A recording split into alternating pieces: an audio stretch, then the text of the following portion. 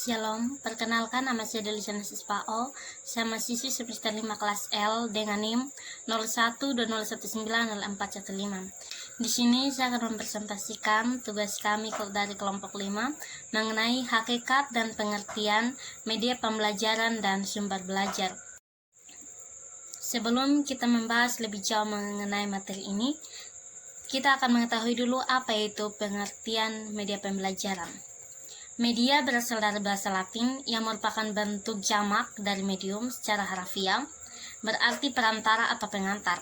Media pendidikan yang dipergunakan dalam rangka komunikasi dan interaksi pendidik dan peserta didik dalam proses pembelajaran dapat dikatakan sebagai media pembelajaran.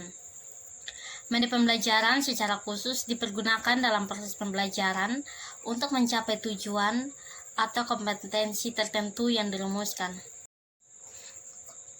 Selanjutnya, pengertian media pembelajaran menurut beberapa ahli. Yang pertama, menurut Ahmad Rohani, mendefinisikan media sebagai segala sesuatu yang dapat diindra, yang berfungsi sebagai perantara atau sarana atau alat untuk proses komunikasi atau proses belajar mengajar. Yang kedua, menurut Arif Sadiman, ia menyatakan bahwa media adalah segala sesuatu yang dapat digunakan untuk menyalurkan pesan dari pengirim ke penerima, sehingga dapat merangsang pikiran, perasaan, dan minat siswa sedemikian rupa sehingga proses belajar terjadi.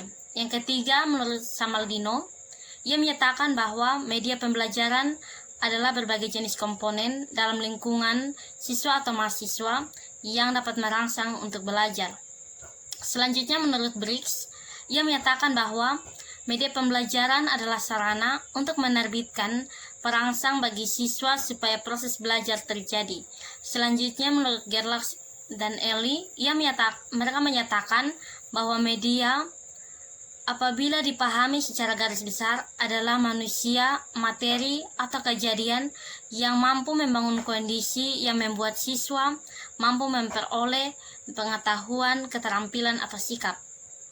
Yang terakhir, menurut Sri Anita, media pembelajaran adalah setiap orang, bahan, alat, atau peristiwa yang dapat menciptakan kondisi yang memungkinkan peserta didik menerima pengetahuan, keterampilan, dan sikap.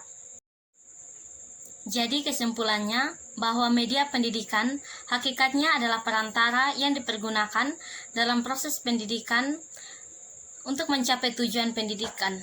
Media pendidik merupakan media komunikasi. Media pendidikan yang dipergunakan dalam rangka komunikasi dan interaksi pendidik dan peserta didik dalam proses khusus dipergunakan dalam proses pembelajaran untuk mencapai tujuan atau kompetensi tertentu yang telah dirumuskan. Baik, terima kasih. Materi selanjutnya saya persilahkan kepada teman saya. Shalom. Baik, saya atas nama Didian Sanam, saya akan melanjutkan materi tentang manfaat sumber belajar. Manfaat sumber belajar yang pertama, meningkatkan produktivitas pembelajaran dengan jalan A. Mempercepat laju belajar dan membantu guru untuk menggunakan waktu secara lebih baik. B. Mengurangi beban guru dalam menyajikan informasi sehingga dapat lebih banyak membina dan mengembangkan gairah. Yang kedua, memberikan kemungkinan pembelajaran yang sifatnya lebih individual dengan cara A. Mengurangi kontrol guru yang kaku dan tradisional. B. Memberikan kesempatan bagi siswa untuk berkembang sesuai dengan kemampuannya. Bagian yang ketiga, memberikan dasar yang lebih ilmiah terhadap pelajaran dengan cara A. Perancangan program pelajaran yang lebih sistematis. B. Pengembangan bahan pengajaran yang dilandasi oleh penelitian. Bagian keempat, lebih memantapkan jalan pembelajaran dengan jalan A.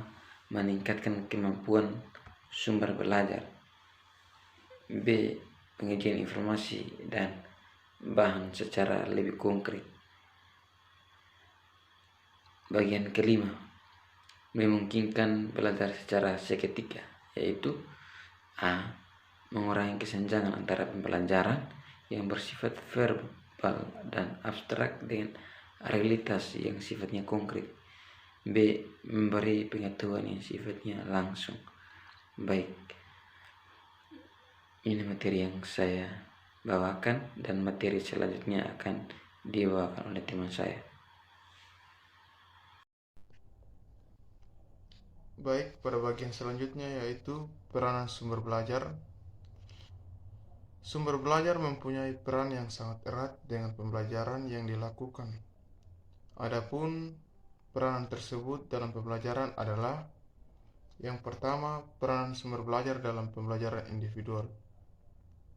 Dalam pembelajaran individual, terdapat 3 pendekatan yang berbeda, yaitu yang pertama, frontline teaching method. Dalam pendekatan ini, guru berperan penting menunjukkan sumber belajar yang perlu dipelajari. Yang kedua, killer plan, yaitu teknik yang menggunakan personalized system of instructional atau PSI yang ditunjang dengan berbagai sumber berbentuk audiovisual yang didesain khusus untuk belajar individual. Ketiga, yaitu metode proyek. Peranan guru cenderung sebagai penasihat dibanding pendidik, sehingga peserta didiklah yang bertanggung jawab dalam memilih, merancang, dan melaksanakan berbagai kegiatan belajar. Yang kedua, peran sumber belajar dalam belajar klasikal pola komunikasi. Dalam belajar klasikal yang dipergunakan adalah komunikasi langsung antara guru dengan peserta didik.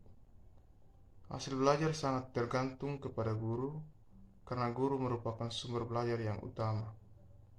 Sumber lain seolah-olah tidak ada peranannya sama sekali, karena frekuensi belajar didominasi oleh interaksinya.